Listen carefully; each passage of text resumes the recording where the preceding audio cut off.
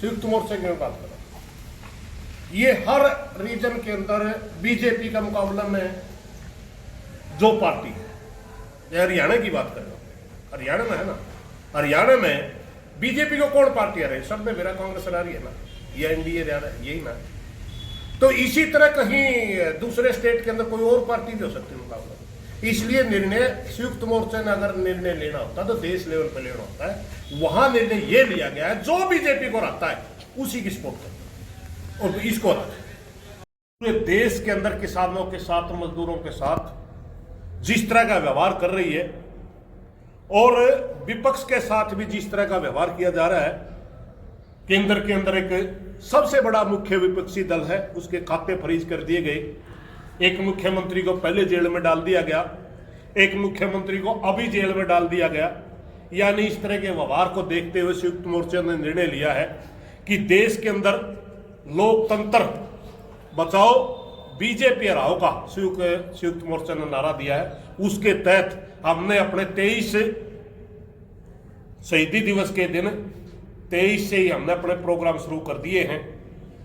Data 23 मार्च को data गांव में हमने प्रोग्राम किया, 23 मार्च को पुठी हमने प्रोग्राम किया और इसी तरह हम पूरे प्रदेश के अंदर प्रचार करेंगे, जिसका नारा यही होगा, लोकतंत्र बचाओ बीजेपी हराओ।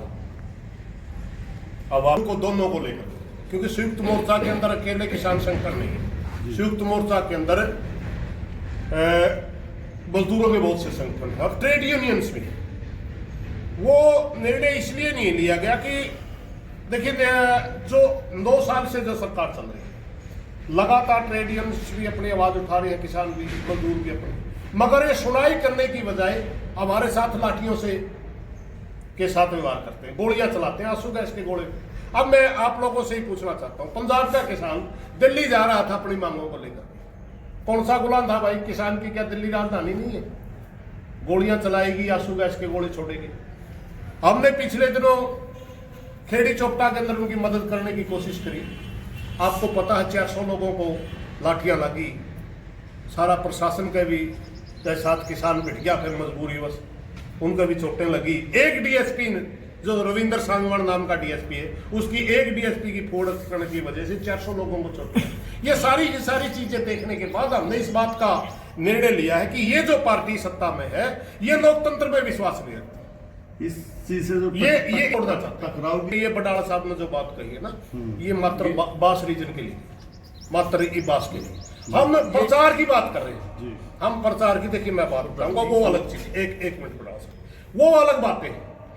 जैसे हमने पुठी में क्या, पुठी में भी एक साथी आ गया था हमारे बीच में, डाटा में भी एक साथी बीच में आ गया, वो उस तरह के हम अपना प्रचार करेंगे जैसे वो करते हैं, हम अपनी बात रखेंगे। विरोध किस प्रकार का विरोध? हम गांव में जाएंगे, हर गांव को इकट्ठा करेंगे और इन्होंने जो पिछले 9 साल में किसान के साथ किया वो बताएंगे, जो धोखे किए किसान के साथ, मजदूर के ऊपर लाठियां बरसाई वो बताएंगे, सरपंच पीटे वो बताएंगे, कर्मचारी पीटे वो बताएंगे।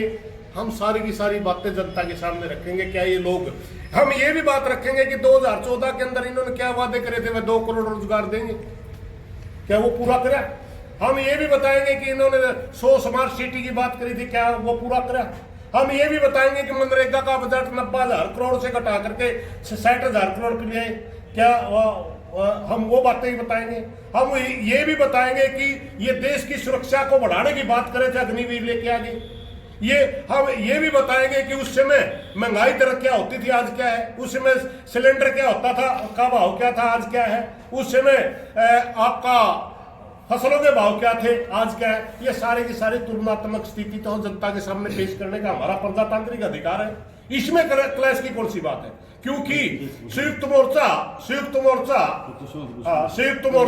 एक पूरे देश का संगठन है और पूरे देश के लेवल पे इन्होंने विचार करने होते, उस हिसाब से हम विरोध करेंगे बीजेपी का। तो ये अभियान हम ये बिल्कुल साफ कर दें कि हमारे इस इलाके में रिवाज है कि पूरे गांव में जो भी वोट मांगने के लिए आता है, एक जगह गांव के लोगों को इकट्ठे करके वो अपील करता है कि हमें वोट दो। हम उनके सामने ये भी सवाल रखेंगे कि भाई हमारे ये सवाल थे, आप इनके ऊपर जवाब दीजिए, क्यों हमारे साथ डीसी से बड़ा कोई अधिकारी नहीं, उसके सामने हमने अपनी मांग रखी, कोई हमारी समस्याओं का समाधान नहीं हो रहा। साथ ही साथ जो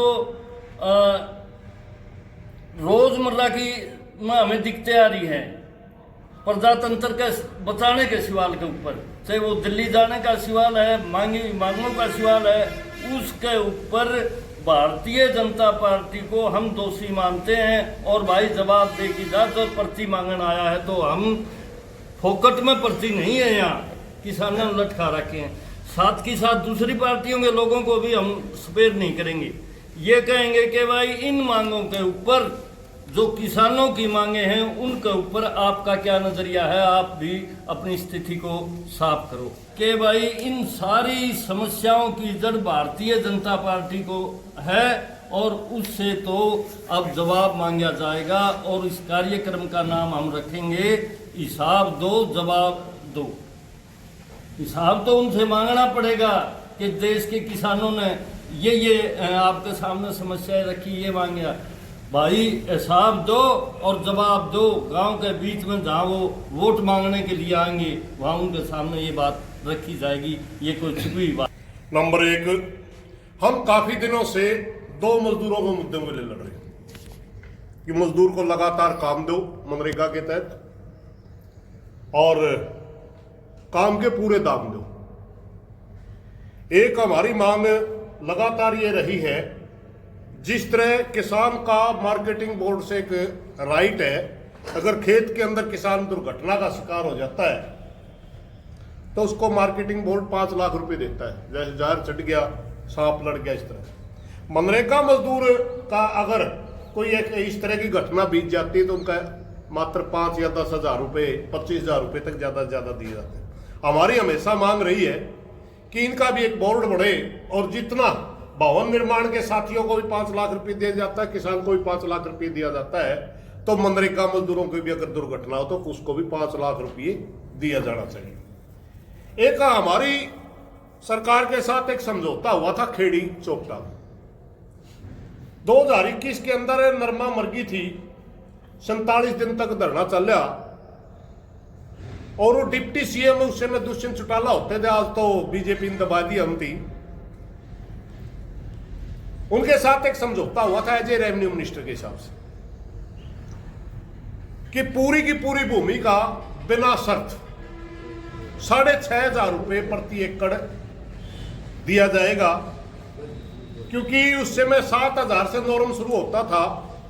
सबसे पहले उनकी बयान, जब हमारी मीटिंग चल रही थी, मैं मीटिंग के अंदर पहला बयान दुष्यंत चौटाला जी का ये था कि हम पुराना मामला होने के नाते आपको मुआवजा नहीं दे सकते।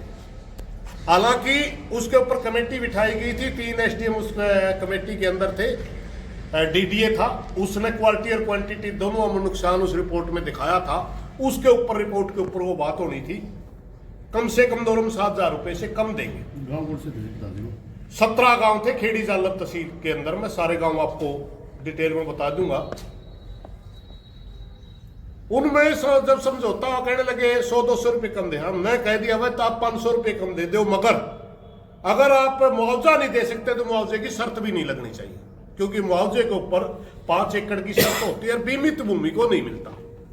तो वहां एक समझौता हो गया कि ना बीमित भूमि की कोई शर्त होगी, ना 5 एकड़ से ऊपर कोई शर्त होगी, 6,500 रुपये प्रति एकड़ सबको मिलेगा। मगर जब बांटने लगे तो जो बीमे जो मुआवजे के ऊपर शर्तें होती है वो शर्तें लगा दी प्रशासन ने। इसके लिए हमने लगातार 2 साल से लड़ रहे हैं। हमने लगभग 10 बार ज्ञापन दिए, पैदल यात्रा निकाली, लगातार संयुक्त मोर्चे का धरना चल रहा है, वहां लगातार ये मांग उठती रही। खेड़ी चौक के ऊपर भी जितने बार मीटिंगें करी, लगातार करते रहे। उनका सबका लेटर से जवाब तो देते रहे, मगर आज तक वो राशि बटी नहीं। इन सभी बातों को देख करके किसान बड़ा दुखी, और एक संयुक्त मोर्चे की 14 तारीख को रैली थी दिल्ली के अंदर,